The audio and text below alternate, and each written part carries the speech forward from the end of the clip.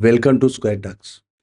ఈరోజు మత్స్యకారుల దేశంలో, రాష్ట్రంలో మత్స్యకారుల సమస్యలు, వాళ్ళ పరిస్థితులపై మాట్లాడడానికి అఖిల భారత మత్స్య కార్మికుల సమాఖ్య కార్యదర్శి లెల్లెల బాలకృష్ణ గారు మన స్టూడియోకి వచ్చారు. నమస్తే అండి. నమస్తే సార్. నమస్తే. రాష్ట్ర వ్యాప్తంగా, అదేవిధంగా దేశవ్యాప్తంగా మత్స్యకారులు కొన్ని కోట్ల మంది ఉన్నారు. మత్స్యకారులు ఎదుర్కొంటున్న ప్రధాన సమస్యలు ఏంటండి? నా పేరు సార్ ఇంతకుముందు చెప్పిన ప్రకారంగా నా పేరు లెల్లెల బాలకృష్ణ.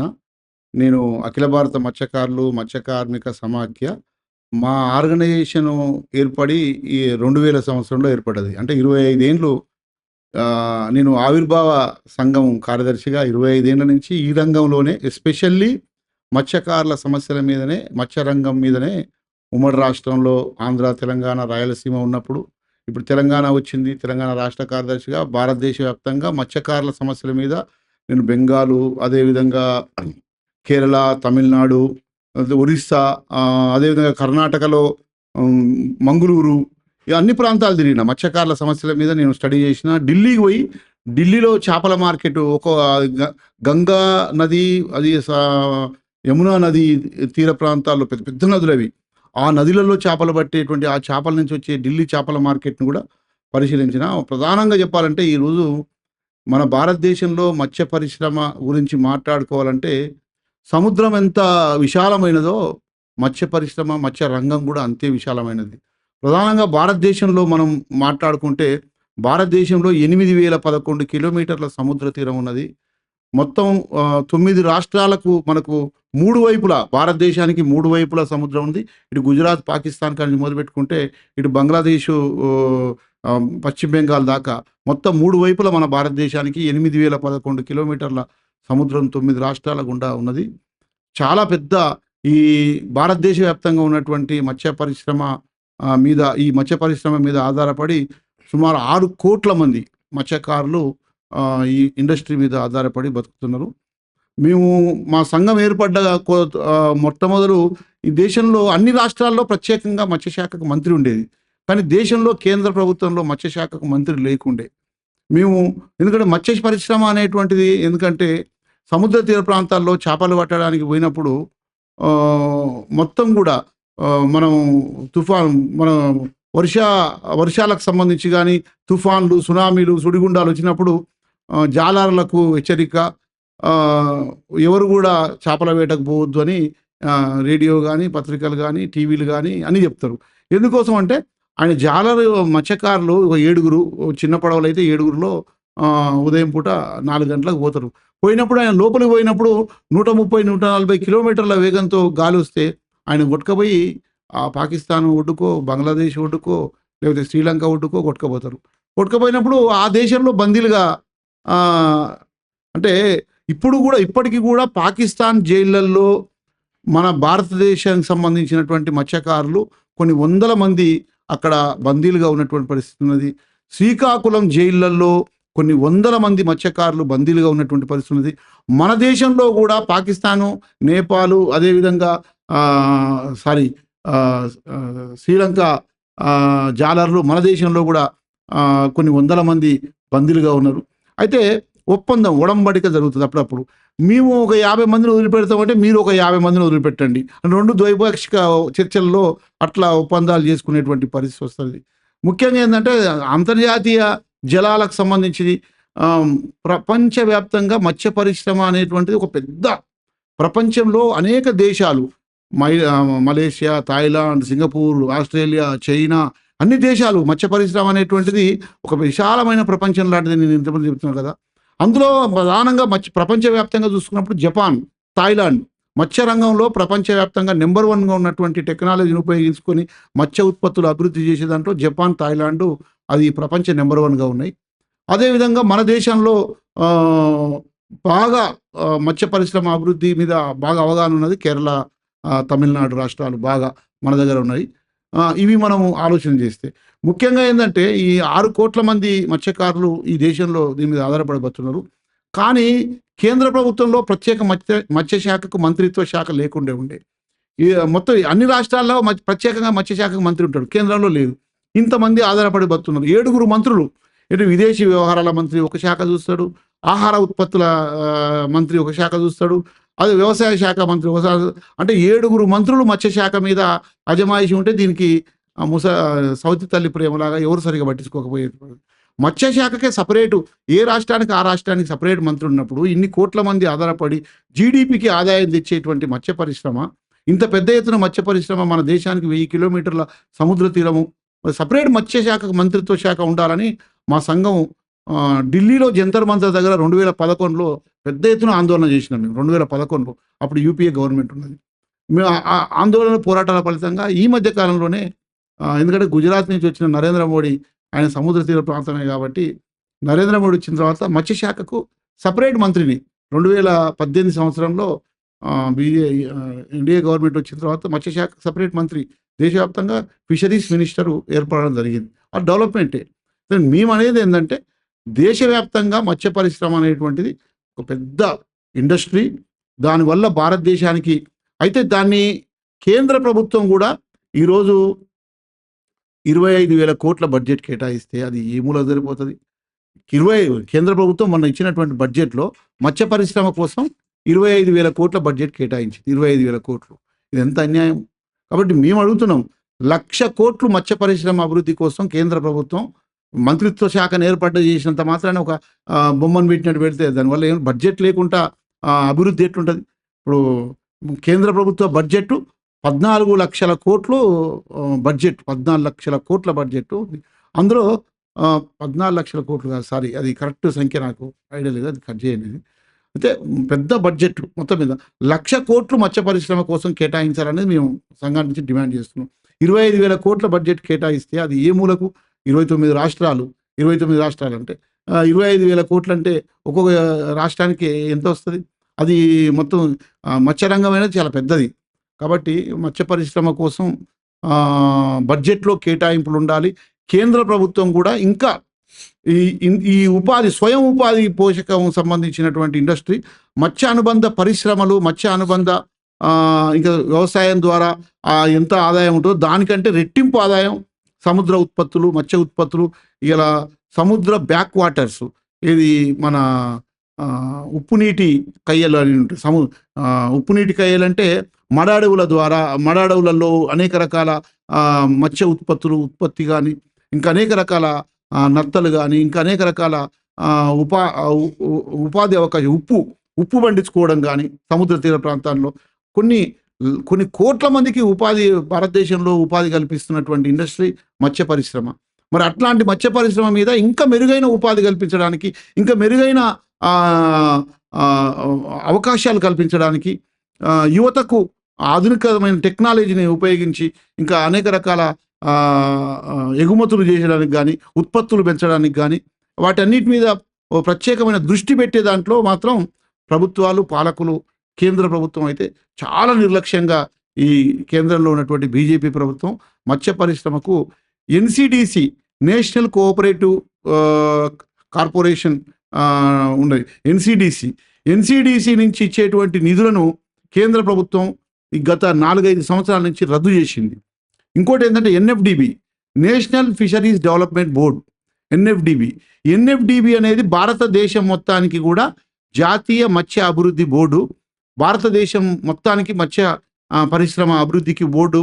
అప్పుడు రాజశేఖర్ రెడ్డి ఉన్నప్పుడు ఆయన ఏమనుకున్నట్టు, ఆయన కళలో కూడా ఊహించలే ఆంధ్ర తెలంగాణ 2 విడిపోతాయని.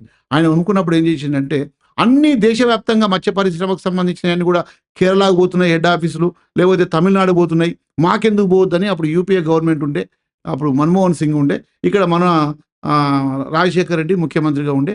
ఆయన కొట్లాడి భారతదేశం మొత్తానికి సంబంధించిన మత్స్య పరిశ్రమ హెడ్ ఆఫీసు ఏది, నేషనల్ ఫిషరీస్ డెవలప్మెంట్ బోర్డు.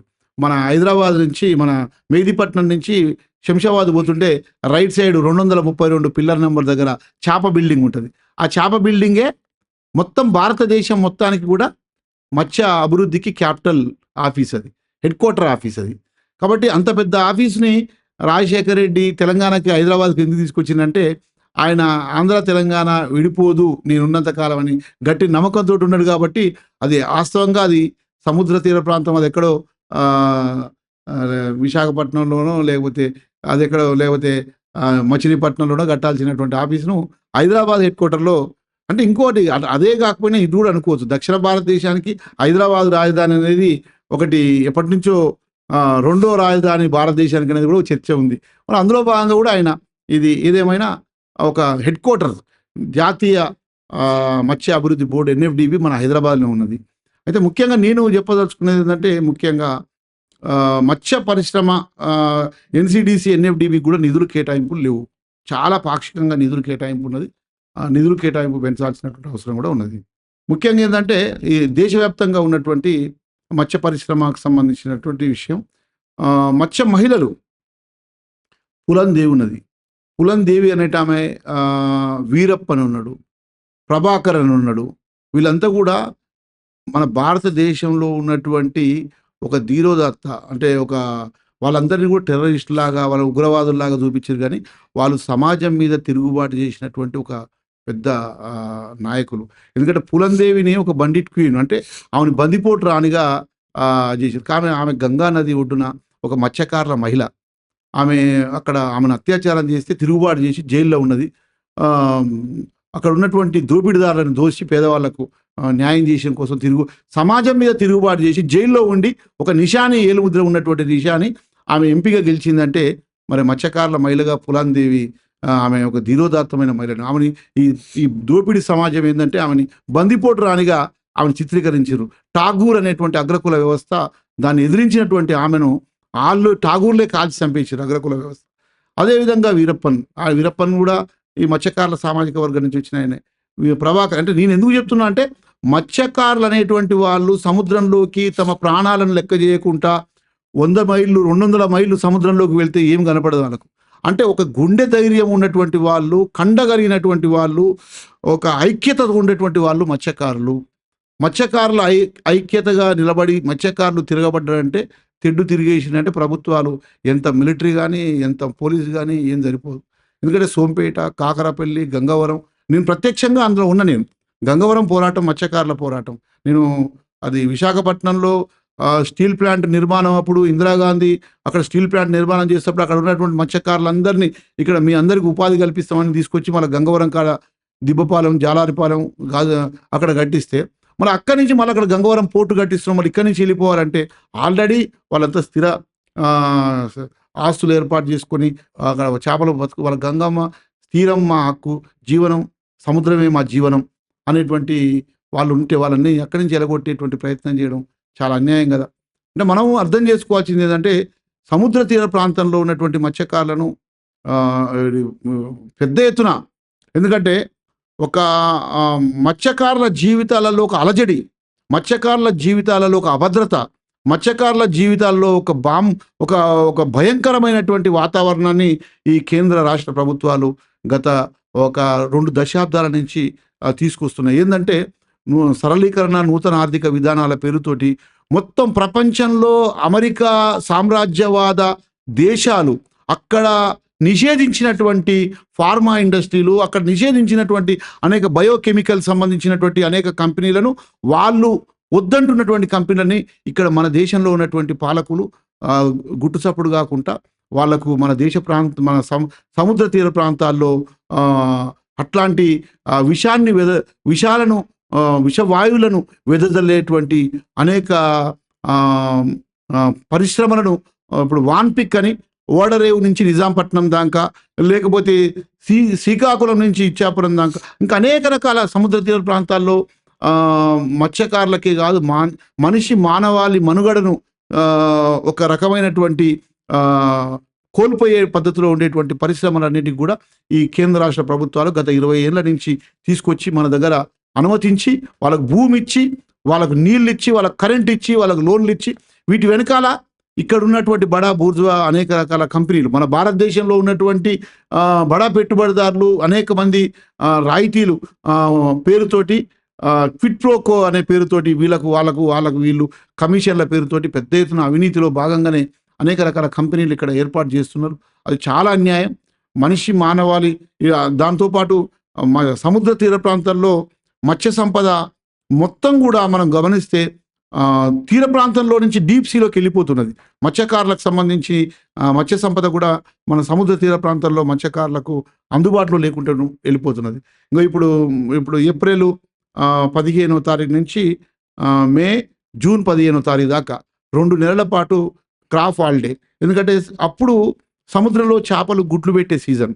నిన్ననే చంద్రబాబు నాయుడు ప్రకటించిండు, శ్రీకాకుళంలో మీటింగ్ పెట్టి మత్స్యకారులకు క్రాప్ హాలిడే సందర్భంగా మేము 20,000 రూపాయలు ప్రతి 2 నెలలు కాబట్టి నెలకు 10,000 రూపాయల కన్నా 20,000 రూపాయలు జీవన భృతి ఇస్తామని చెప్పి ప్రకటిస్తున్నాడు.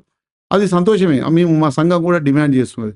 కానీ ఆ జీవన భృతితో పాటు వాళ్ళకు బతుకు తెరువు, వాళ్ళకు శాశ్వత పరిష్కారం ఉండాలి కదా. ఆ సముద్ర తీర ప్రాంతాల్లో ఉన్నటువంటి భూములన్నీ కూడా ఇదే చంద్రబాబు నాయుడు, ఇదే పోయిన వైఎస్ జగన్ తీర ప్రాంతాల్లో ఉన్నటువంటి భూములన్నీ కూడా మొత్తం కూడా సిఆర్జెడ్ అనేటువంటి కోస్టల్ రెగ్యులేషన్ జోన్, సిఆర్జెడ్ సముద్ర తీర ప్రాంతం నుంచి 500 మీటర్ల దాకా ఎలాంటి కట్టడాలు కట్టొద్దు అనేటువంటి ఒక సిఆర్జెడ్ కోస్టల్ రెగ్యులేషన్ జోన్ అనేటువంటి 1991లో మన భారత పార్లమెంట్లో చట్టం చేశారు. ఆ చట్టాన్ని కూడా ఉల్లంఘించి కోస్టల్ మేనేజ్మెంట్ సిఎంజెడ్ అనేటువంటి దాన్ని, ఆ చట్టాన్ని మార్చేసి బీజేపీ వచ్చిన తర్వాత సముద్ర తీర ప్రాంతంలో అనేక రకాల, నేను ఇప్పుడే చెప్పినటువంటి విషతుల్యతమైనటువంటి కంపెనీలకు, పరిశ్రమలకు అనుమతించి సముద్ర ఉత్పత్తులన్నీ కూడా చనిపోయే విధంగా, సముద్ర ఉత్పత్తులన్నీ కూడా డీప్ సీలోకి వెళ్ళిపోయే విధంగా, సముద్రం పొల్యూషన్ అయ్యే విధంగా, మత్స్యకారుల మనుగడకు దూరమయ్యే విధంగా తీర ప్రాంతాల్లో అలజడి జరుగుతున్నది. ఇది చాలా దుర్మార్గమైన చర్యలు. మనం ముఖ్యంగా మేము కోరుకునేది ఏంటంటే మత్స్యకారులకు నేచురల్గా, సహజ సిద్ధంగా ఎక్కడ కూడా ఒక్క ఓడరేవును కూడా రేవులను, మత్స్యకారుల రేవులను తొలగించొద్దు. మత్స్యకారుల రేవులు ఉదాహరణకు శ్రీకాకుళం నుంచి నెల్లూరు వరకు 785 రేవులు ఉండేది. ఇప్పుడు కాలక్రమంలో సుమారు ఒక 150-200 రేవులు ఖాళీ చేయించి వాళ్ళందరినీ కూడా పట్టణాలకు వెళ్ళిపోవాలి, గాజువాక పోవాలి, లేకపోతే మీరు భీమినిపట్నం పోవాలి, రేవులను ఖాళీ చేయించి మత్స్యకారులను సముద్రానికి దూరం చేయడం, గంగమ్మకు దూరం చేయడం అనేది వాళ్ళ భూములను ఉప్పు పండించుకునేటువంటి వాళ్ళకు కూడా ఆ విధంగా నేచురల్గా వాళ్ళ బతుకు తెరువు, వాళ్ళకి సంబంధించి సముద్ర తీర ప్రాంతం నుంచి దూరం చేపను నీళ్ళల్లో ఉన్న సముద్రంలో ఉన్నటువంటి చేపను తీసుకొచ్చి ఒడ్డుకేస్తే అది ఎట్లా కొట్టుకుంటుందో, సముద్ర తీర ప్రాంతాల్లో ఉండేటువంటి మత్స్యకారులను కూడా సముద్రానికి దూరం చేస్తే వాళ్ళ జీవన పరిస్థితి కూడా అంత చిన్నాభిన్నం, అల్లకల్లోలం అయ్యేటువంటి పరిస్థితి ఉన్నది. మరి ఇట్లాంటి విషయాలను పాలక వర్గాలు గమనించాలి. నేచురల్ను, సహజత్వాన్ని ఆగం చేయొద్దు. సహజత్వాన్ని వాళ్ళకి సహజంగానే ఉంచే విధంగా, వాళ్ళ జీవన మనుగడకు ఇంకా ఏ విధంగా మెరుగైన ఉపాధి కల్పించాలి, తోడు చేయాలనేటువంటి ఆలోచనలు ఉండాలి తప్ప ఉన్నదాన్ని వాళ్ళ స్వార్థాల కోసం, అనేక రకాల పరిశ్రమలను ఏర్పాటు చేయడం కోసం, అనేక రకాల కంపెనీలను ఏర్పాటు చేయడం కోసం, ఆ కంపెనీలలో వాళ్ళకు వచ్చే కమిషన్ల కోసం, వాళ్ళ కోట్ల రూపాయలు బల కింద చేతులు మార్చుకోవడం కోసం అమాయకమైనటువంటి మత్స్యకారుల జీవితాల్లో ఒక రకమైనటువంటి అలజడి సృష్టించే విధంగా ఒప్పందాలు చేసుకొని మత్స్యకారులను సముద్రాన్ని దూరం చేయడం అనేది చాలా దుర్మార్గం. గత 20 ఏళ్ల నుంచి జరుగుతున్నది అదే. ఏదో ఒక రోజు తిరుగుబాటు తప్పదు. ఇప్పటికే అవుతున్నది. ఒక సోంపేట, ఒక కాకరాపల్లి, ఒక గంగవరము మత్స్యకారుల తిరుగుబాటు ఈ ప్రభుత్వాలకు, పాలక వర్గాలకు తెలుసు. రాష్ట్ర వ్యాప్తంగా కాదు, దేశవ్యాప్తంగా కూడా మా మత్స్య కార్మిక సంఘం మేము ఇప్పటికే పోయిన సంవత్సరం కూడా మేము మత్స్య పరిశ్రమకు సరైన బడ్జెట్ 1,00,000 కోట్లు కేటాయించాలని జంతర్ మంతర్ దగ్గర ఆల్ ఇండియా మత్స్య కార్మిక సంఘం ఆధ్వర్యంలో మేము ఢిల్లీలో జంతర్ మంతర్ దగ్గర ఆందోళన కార్యక్రమం చేసినాం. గత 2 నెలల నుంచి మార్చి, ఏప్రిల్, మే ఈ 3 నెలల నుంచి దేశవ్యాప్తంగా కూడా సంతకాల సేకరణ, మత్స్యకారుల గ్రామాలకు వెళ్ళి, మత్స్యకారుల వాళ్ళ ఏరియాలకు వెళ్ళి, బస్తీలలోకి వెళ్ళి మేము సంతకాల సేకరణ ఉద్యమం చేసినాం. ఇప్పటికీ తెలంగాణలో కూడా రేపు ఈరోజు ఉదయం నుంచి మా వాళ్ళు జిల్లాలలో కలిసి వినతి పత్రాలు ఇస్తున్నారు. ఈరోజు రేపు 30వ తారీఖు నాడు మేము మత్స్యకారులది తెలంగాణ రాష్ట్రంలో హైదరాబాద్లో ఒక రౌండ్ టేబుల్ సమావేశం ఏర్పాటు చేస్తున్నాం. మే 15వ తారీఖు నాడు భారీ ఎత్తున మత్స్యకారుల మహాధరణ ఇక్కడ ఇందిరా పార్క్ దగ్గర వేలాది మంది మత్స్యకారులతో మహాధరణ కార్యక్రమానికి కూడా పిలుపునిస్తున్నాం. ఇది ఒక తెలంగాణలోనే కాదు, దేశవ్యాప్తంగా అఖిల భారత మత్స్య కార్మిక సమాఖ్య పిలుపు మేరకు ఇటు కేరళలో, ఇటు తమిళనాడులో, అదేవిధంగా ఒరిస్సాలో, అదేవిధంగా మొత్తం దేశవ్యాప్తంగా జూన్, జూలైలో ఢిల్లీలో కూడా పెద్ద ఎత్తున ఆందోళన కార్యక్రమం, పార్లమెంట్ సమావేశాలు జరుగుతున్న సందర్భంగా కేంద్ర రాష్ట్ర ప్రభుత్వాల మీద ఒత్తిడి తీసుకురావడానికి అనేక దశల వారి ప్రోగ్రాంను కూడా మా ఆల్ ఇండియా సంఘం రూపొందించడం జరిగింది, ప్రణాళిక రూపొందించడం జరిగింది. ఇది నేను ఇంతసేపు చెప్పినంత కూడా సముద్ర తీర ప్రాంత మత్స్యకారుల సమస్యలు. అదేవిధంగా మైదాన ప్రాంత మత్స్యకారుల గురించి మనం ఒకసారి మాట్లాడుకుంటే, మైదాన ప్రాంతంలో ప్రధానంగా మనకు చెరువులు, కుంటలు మొత్తం కూడా ఇప్పుడు హైదరాబాద్లో తెలంగాణ రాష్ట్ర ప్రభుత్వం హైడ్రా తీసుకొచ్చింది. మొత్తం కూడా ఏంటంటే వాళ్ళు FTL లెవెల్ లేకపోతే బఫర్ జోన్ లెవెలు అనేటువంటి పద్ధతిలో full tank level, buffer zone లెవెల్లో ఇండ్లు కట్టొద్దు, కట్టడాలు కట్టొద్దు. హైదరాబాద్లో రంగారెడ్డి జిల్లాలో ఒకనాడు దగ్గర ఒక 1200 చెరువులు ఇక్కడ రంగారెడ్డి హైదరాబాద్లోనే చుట్టుపక్కల ఒక 1200 చెరువులు ఉండేది. ఇప్పుడు 1200 చెరువులు కాదు కదా, ఇప్పుడు సుమారు ఒక 100-200 చెరువులు కూడా పెద్ద చెరువులు లేవు.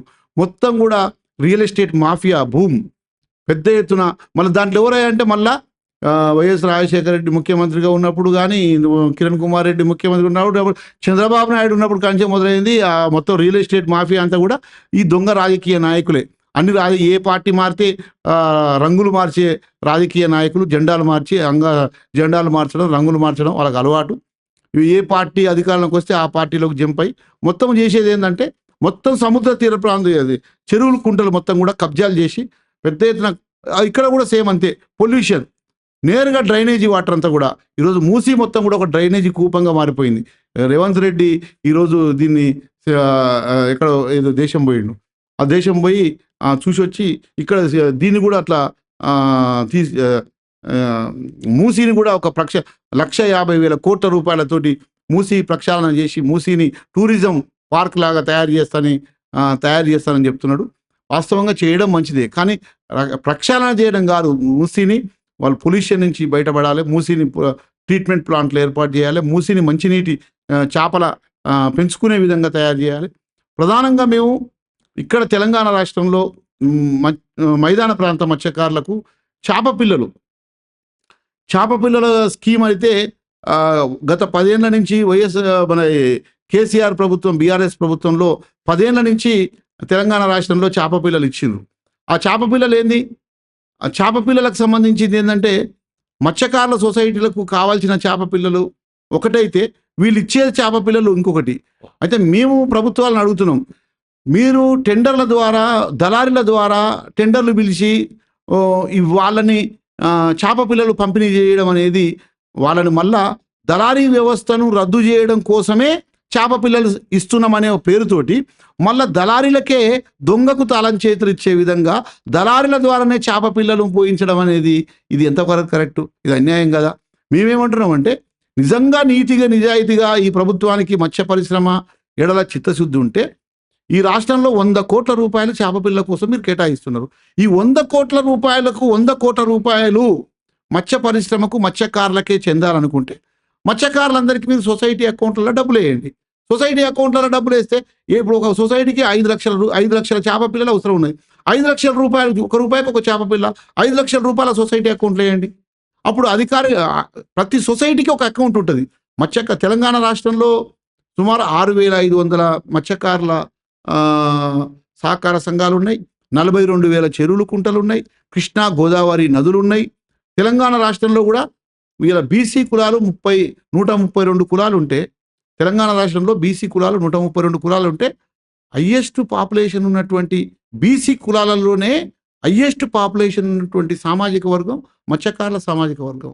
అంటే మత్స్యకారులు అంటే తెలంగాణ రాష్ట్రంలో ముదిరాజులు, బెస్తోళ్ళు, ఈ 2 సామాజిక వర్గాలు పెద్ద సామాజిక వర్గం. బీసీ 132 కులాలు ఉంటే 132 బీసీ కులాలలో హయ్యెస్ట్ పాపులేషన్ ఉన్నటువంటి సామాజిక వర్గం ఏంది?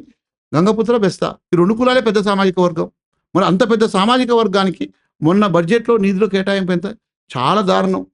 మొత్తం 3,15,000 కోట్లు రేవంత్ రెడ్డి బడ్జెట్ కేటాయిస్తే, మత్స్య పరిశ్రమ అభివృద్ధికి, మత్స్యకారుల సంక్షేమానికి ఏం కేటాయించిండు?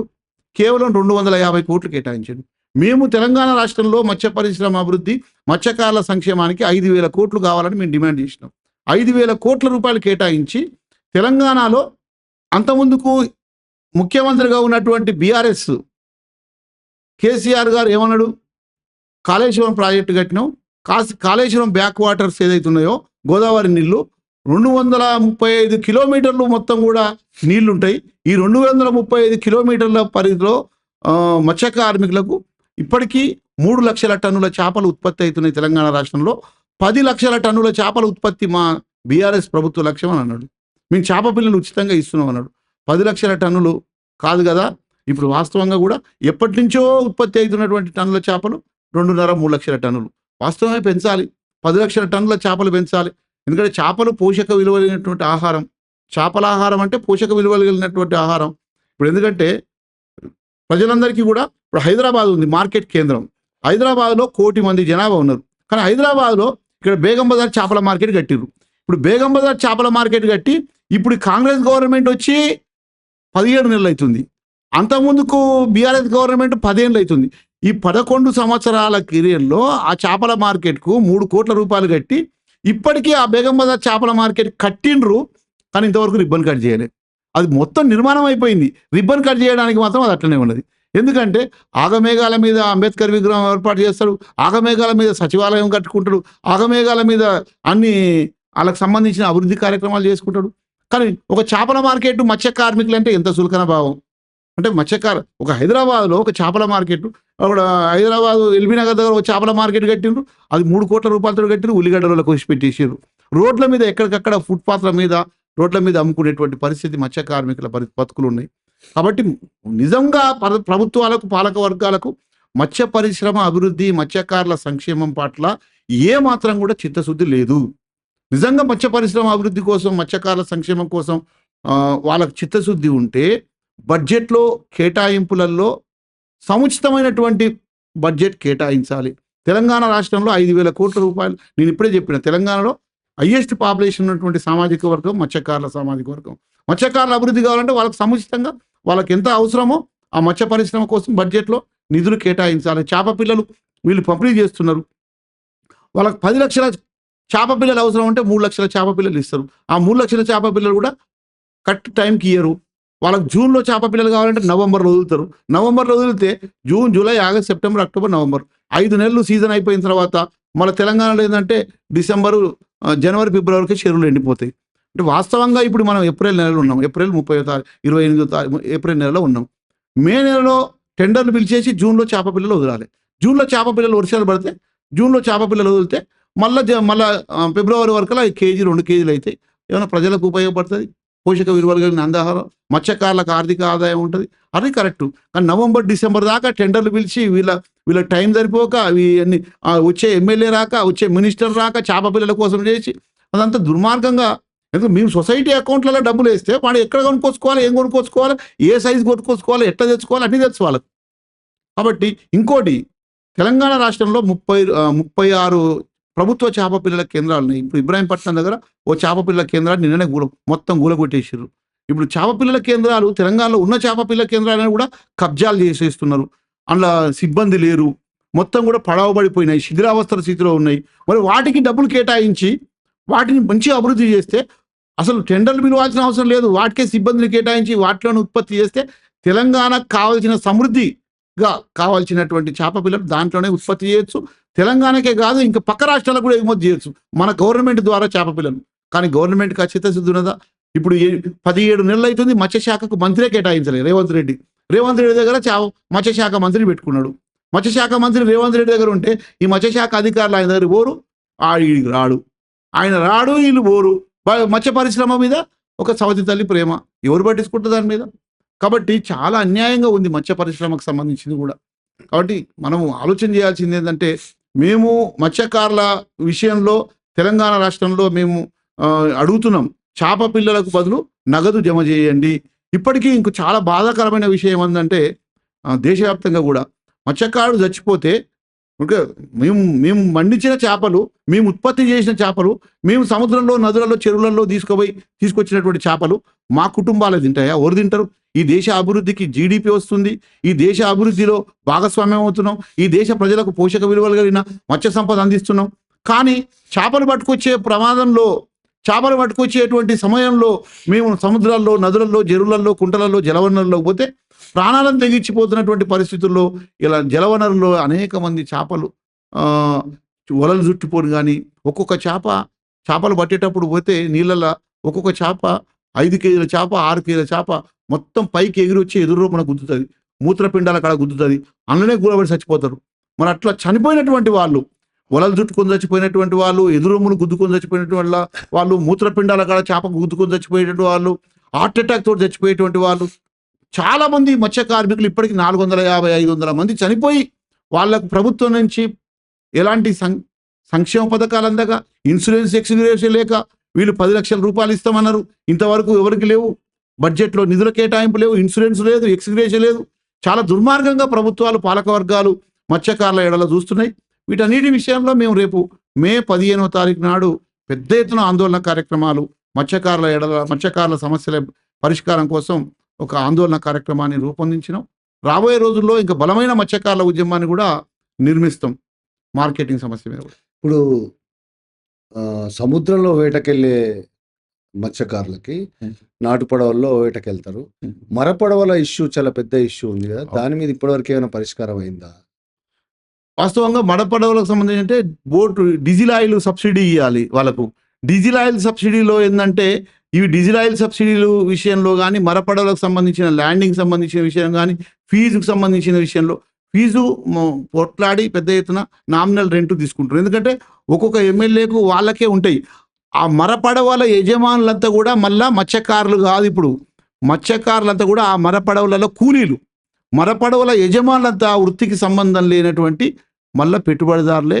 ఇలా నా ప్రశ్న నేను ఆ మరపడవలు నాటు పడవల వాళ్ళ వలలతో సహా లాక్కెళ్ళడం, వీళ్ళకి నష్టాలు చేకూర్చడం లాంటి సమస్యలు పరిష్కారం అవుతున్నాయా, అట్లనే ఉన్నాయా? మరపడవల వల్ల వీళ్ళు మత్స్యకారులు నష్టపోతున్నారు అనేది ఇక్కడ వెసల్స్ అంటారు. వెసల్స్ మడపడవలు అంటే వెసల్స్ ఉంటాయి. వాళ్ళకు వీళ్ళకు ఇన్ని నాటికల్ మైల్స్ దూరంలోనే చేప పిల్లలు వేట చేయాలి అంటే 12 నాటికల్ మైల్స్ అవతల మడపడవలు వేట చేయాలి, 12 నాటికల్ మైల్స్ లోపల వీళ్ళు సాధారణ సాంప్రదాయ మత్స్యకారుల బోట్ల వేట చేయాలనేటువంటిది. ఎందుకంటే వీళ్ళ దగ్గర ఉన్నటువంటి సామర్థ్యము, వలలు, రింగు వలలని, తర్వాత ఇంకా అనేక రకాల వలలు వచ్చినాయి. ఇప్పుడు వీళ్ళకు మత్స్య సంపద అందుబాటులో ఉండేటువంటి పరిస్థితి ఉండదు. సాంప్రదాయ మత్స్యకారులకు పెద్ద పెద్ద పడవలకు మధ్యన పెద్దగా సమస్య కొట్లాటలు అనేవి ఏమి ఉండవు. కాకపోతే సరిహద్దు సమస్యలు వస్తాయి. సరిహద్దు సమస్య అంటే వీళ్ళు మత్స్యకారుల మధ్యన ఏంటంటే ఇప్పుడు శ్రీకాకుళం జలాల వాళ్ళు వచ్చి మా జలాల చేపలు పడుతున్నారు, గుజరాత్ వాళ్ళు వచ్చి మా దగ్గర పడుతున్నారు, వేరే రాష్ట్రపు ఇక్కడ మనోళ్ళు పోయి ఇక్కడ ఒరిస్సా బార్డర్లో చేపలు పడుతున్నారు. సముద్ర తీర ప్రాంతాల్లో ఈ సరిహద్దుల సమస్యలు వస్తుంటాయి. సరిహద్దుల సమస్యలు పరిష్కారం చేయాల్సింది పాలకవర్గాలు, పార్టీలు. కాబట్టి ఇప్పుడు మన దగ్గర తమిళనాడు జాలర్లు, తమిళనాడుకు శ్రీలంక వాళ్ళు వచ్చి తమిళనాడులో చేపలు పడుతుంటారు. తమిళనాడు వాళ్ళు పోయి శ్రీలంక బార్డర్లో చేపలు పడుతుంటారు. అక్కడ తమిళనాడుకు శ్రీలంకకు మత్స్యకారుల జాలర్ల పంచాయతీ చాలా పెద్ద అది ఒలకట్ల పంచాయతీ. అంటే ఒలకట్ల అంటే సరిహద్దు పంచాయతీలు ఉన్నాయి. అవి పరిష్కారం చేయాల్సి చాలా సమస్యలు ఉన్నాయి. అవి పెండింగ్లో ఉన్నాయి. ఇప్పుడు సరిహద్దు తమిళనాడు జాలర్లను శ్రీలంక జాలర్లో మన దగ్గరకు వచ్చి పెట్టుకునే ఆ పంచాయతీలు పరిష్కారం కాకుండా అట్లనే ఉన్నాయి. అవి పరిష్కారం చేసే దాంట్లో నిర్లక్ష్యంగా ఉన్నది. ఇప్పుడు తెలంగాణలో కానీ, ఏపీలో సముద్రం విషయంలో కానీ, దేశవ్యాప్తంగా రేటు విషయంలో ఏమైనా ఇబ్బందులు ఎదురవుతున్నాయా? వీళ్ళు వేటాడి కష్టాలు పడి వేటాడి తెచ్చిన తర్వాత రేటు వచ్చే విషయంలో ఏమైనా ఇబ్బందులు? చాలా గొప్ప విషయం. ఎందుకంటే ఇప్పుడు బంగారం ఉన్నది. బంగారం ఇప్పుడు 1 లక్ష రూపాయలు దాటింది బంగారం. ఎందుకు చెప్తున్నానంటే బంగారం పేపర్ రేటు ఇమ్మీడియట్లీ దేశవ్యాప్తంగా పేపర్లకు, టీవీలకు వస్తున్నది. ఇలా మత్స్యకారులు వేట చేసేటువంటి కష్టపడి తీసుకొచ్చిన మత్స్యకారులకు దేనికి కూడా ప్రభుత్వ బాధ్యత రాహిత్యం ఉన్నది. ఎంపేడా అని ఉంటుంది, మెరైన్ ఎక్స్పోర్ట్ డెవలప్మెంట్ అథారిటీ అని కేంద్ర ప్రభుత్వ గుర్తింపు పొందినటువంటి సంస్థ. ఎంపేడా, మెరైన్ ఎక్స్పోర్ట్ డెవలప్మెంట్ అథారిటీ అనే ఒక సంస్థ ఉంటుంది. ఇప్పుడు సముద్ర ఉత్పత్తులకు రేటు నిర్ణయించేటువంటి అధికారం వాళ్ళు. చేపలకు ఎక్కడ కూడా గిట్టుబాటు ధర. క్లినిక్ ప్లస్ షాంపూ ఉన్నది, కోడిగుడ్డు ఉన్నది. కోడిగుడ్డుకు భారతదేశం మొత్తం మీద ఒకటే రేటు ఉంటుంది, పేపర్ రేట్ ఉంటుంది. చికెన్ రేట్ ఉంటుంది, చికెన్ ఉన్నది, చికెన్కు భారతదేశం మొత్తం ఒకటే రేటు ఉంటుంది, పేపర్ రేట్ ఉంటుంది. కానీ చేపలకు ఊరికో రేటు ఉంటుంది. పల్లెటూరులో రేటు ఉంటుంది, పట్టణాల్లో రేటు ఉంటుంది, ఇంకో రేటు ఉంటుంది. అంటే మత్స్యకారులు ప్రొడక్షన్ చేసేటువంటి ఎవరు చేయాలి? ఇప్పుడు గోధుమలు ఉన్నాయి, గోధుమలకు దేశం మొత్తం ఒక రేటు ఉంటుంది.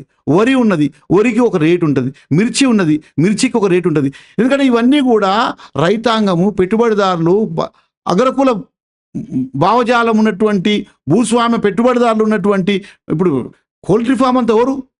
పారిశ్రామిక అధిపతులు. ఇలా ఈటల రాజేంద్ర 100 కోట్ల రూపాయలు అన్నది ఒక పెద్ద పారిశ్రామికవేత్త. అట్లాంటి వాళ్ళు సృష్టించేటువంటి వాళ్ళ దానికి రేటు ఉంటుంది. కోడిగుడ్డుకు రేటు ఉంటుంది, చికెన్కి రేటు ఉంటుంది, బంగారంకి రేటు ఉంటుంది. మా చేపలకు మాత్రం రేటు గిట్టుబాటు ధర ఉండదు. ప్రభుత్వమే ప్రకటించాలి. కొర్రమేను ఉన్నది, కొర్రమేనుకు నల్ల చేపలకు 600 రూపాయలు గిట్టుబాటు ధర. తెల్ల చేపలు ఉన్నాయి, బొచ్చ, రవ్వు, రోగండి, బంగారు తీగ, వీటికి 250 రూపాయలు గిట్టుబాటు ధర.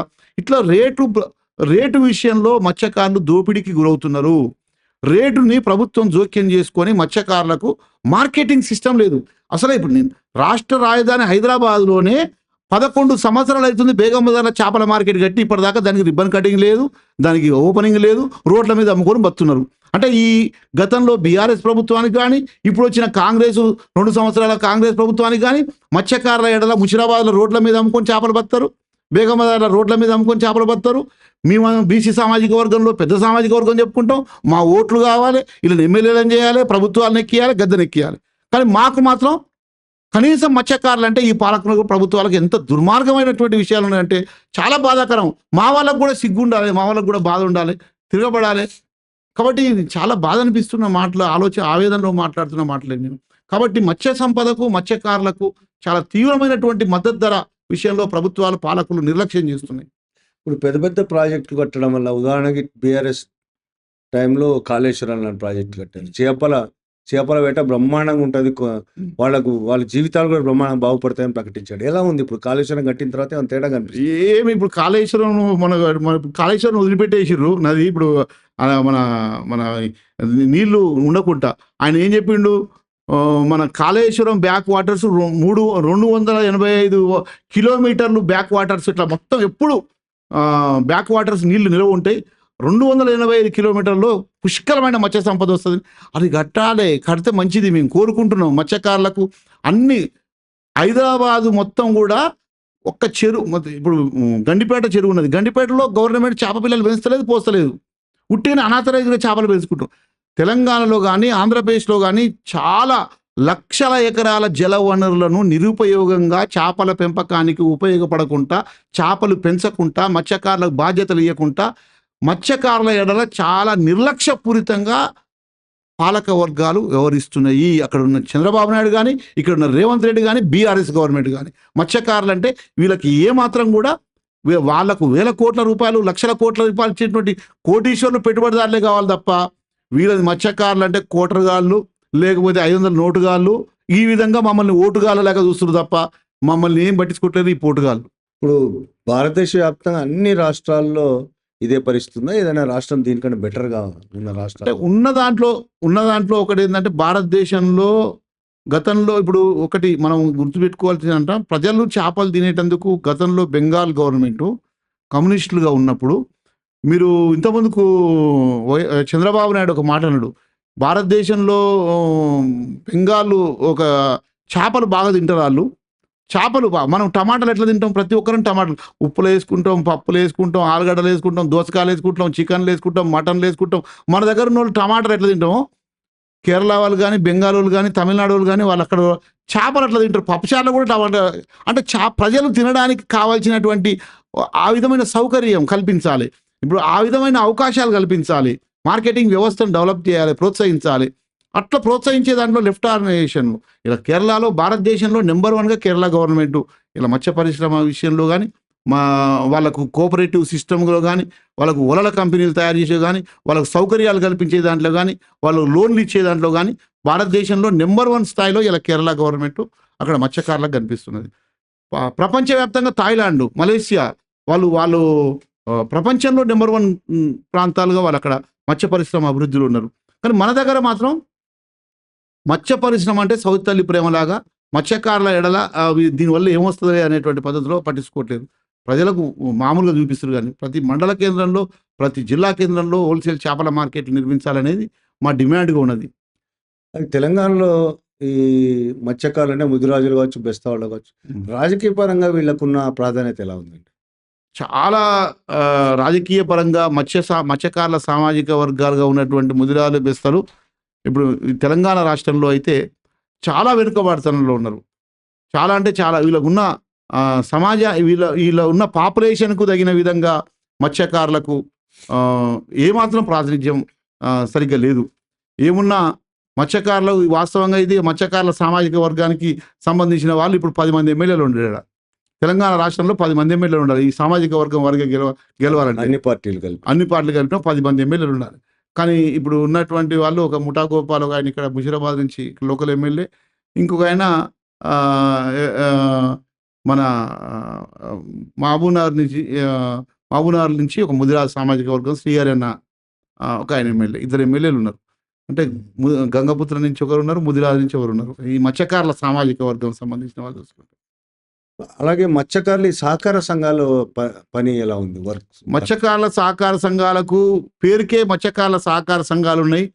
వాటికి సరైనటువంటి మత్స్యశాఖ డిపార్ట్మెంట్ వాళ్ళు కానీ ప్రభుత్వం నుంచి రుణాలు ఇచ్చి వాటిని ఒక పద్ధతి ప్రకారంగా వాళ్ళు అభివృద్ధి అయ్యే విధంగా సరైనటువంటి ప్రణాళిక లేదు. మత్స్యకారుల అభివృద్ధి కోసం వాళ్లకు ట్రైనింగ్ ఇచ్చి వాళ్ళకు వాళ్ళ ఉత్పత్తి పెంచే దాంట్లో వాళ్ళకున్న జలవనరులను ఇంకా కొంచెం ఉపయోగించుకునే దాంట్లో మత్స్యశాఖ డిపార్ట్మెంట్ నుంచి సరైన ప్రణాళిక లేదు. ఒక పద్ధతి ప్రకారంగా వాళ్ళకు డైరెక్షన్ ఇచ్చి ముందు తీసుకుపోయే ఆలోచన మత్స్యశాఖ మంత్రే లేడన్న. ఇప్పుడు మీరు చూసినారు, 2 సంవత్సరాలు అవుతుంది ఇప్పటికి గవర్నమెంట్ వచ్చి, మత్స్యశాఖకు మంత్రే లేడు ఇప్పటిదాకా. కమిషనర్ కూడా డ్యూయల్ కమిషనర్, ఆమె సివిల్ సప్లైకి సగం చూస్తుంది, మత్స్యశాఖకు సగం చూస్తుంది. ఒక అధికారి మత్స్యశాఖకు సపరేట్ కమిషనర్ ఉండాలి, ఒక ఐఏఎస్ ఆఫీసర్ ఉండాలి. కానీ సివిల్ సప్లై ఆఫీసరే కమిషనరే, మత్స్యశాఖ కమిషనరు. ఇప్పుడు రెండిట్లా ఒక వారంలో 2 రోజులు ఇడ కూర్చుంటుంది, 5 రోజులు అక్కడ కూర్చుంటుంది. ఇప్పుడు ఏం నడుస్తుంది? మత్స్యశాఖ అంటే చాలా నిర్లక్ష్యంగా ఉన్నది.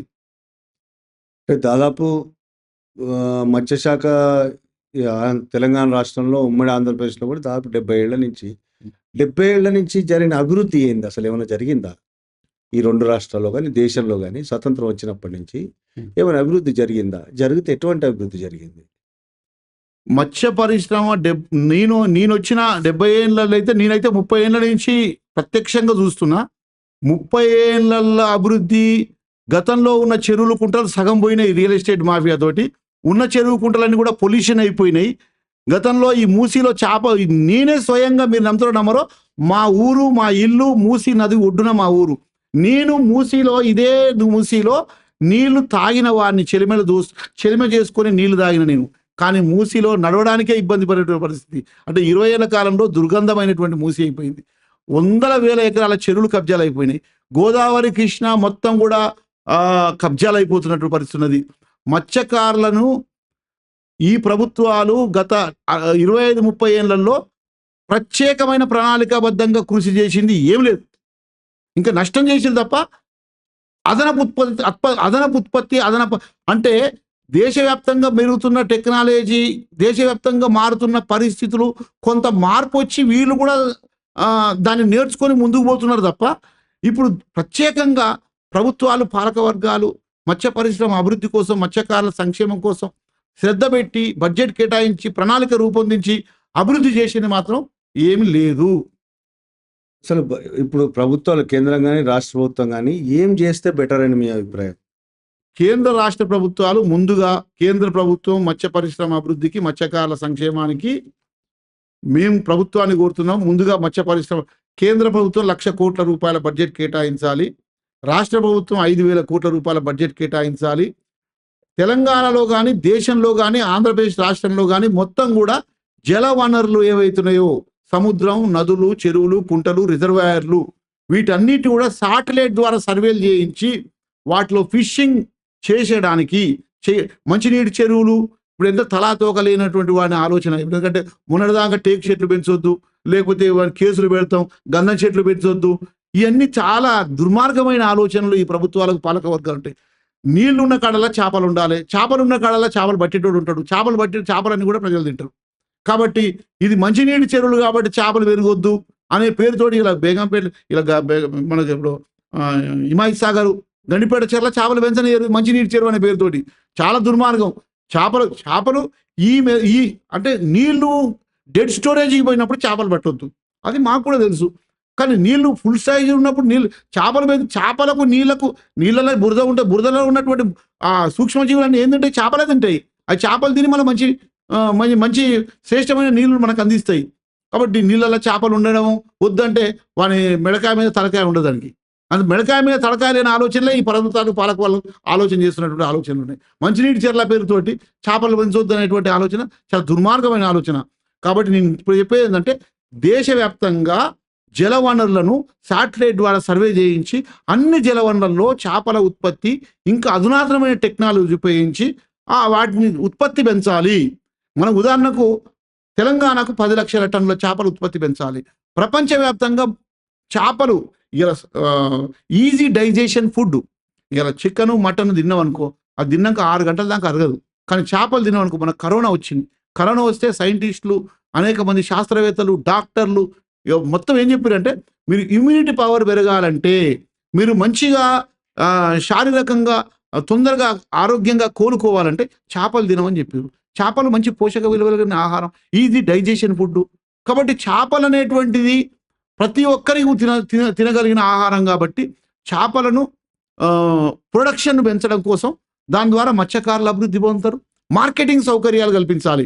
మన దేశంలోనే కాదు, విదేశాలకు ఎగుమతులు చేయడానికి కానీ ఇలా కొత్త అధునాతన టెక్నాలజీ కల్పించి మత్స్యకారులకు ఆ టెక్నాలజీని అందించి మత్స్య సంపదను ప్రొడక్షన్ చేసే విధంగా, ఆ జలవనరుల మీద పూర్తి హక్కులు మత్స్యకారులకు కల్పించే విధంగా ప్రతి ఎకరా నీళ్లు ఎక్కడ కూడా వేస్టేజ్ కాకుండా అన్ని నీళ్ళల్లో, ప్రతి చెరువు, ప్రతి కుంట, ప్రతి నది, ప్రతి వాగులో చేపల ప్రొడక్షన్ అయ్యి ఆ చేపలు మార్కెటింగ్ అయ్యే విధంగా, చేపలు ఎగుమతులు అయ్యే విధంగా ఆ ఆదాయాన్ని ప్రభుత్వాలకు, పాలకులకు, మన ప్రజలకు, తద్వారా మత్స్యకారులకు పెంచే విధంగా చర్యలు తీసుకుంటే మత్స్యకారులు అభివృద్ధి అవుతారు. దేశవ్యాప్తంగా, రాష్ట్ర వ్యాప్తంగా ఉన్న మత్స్యకారుల సమస్యలను లెల్లెల బాలకృష్ణ గారు మాకు చాలా వివరంగా చెప్పారు. ఈ సమస్యలన్నీ పరిష్కారం కావాలని కోరుకుంటున్నానండి. Thank you. నమస్తే అన్న. నమస్తే.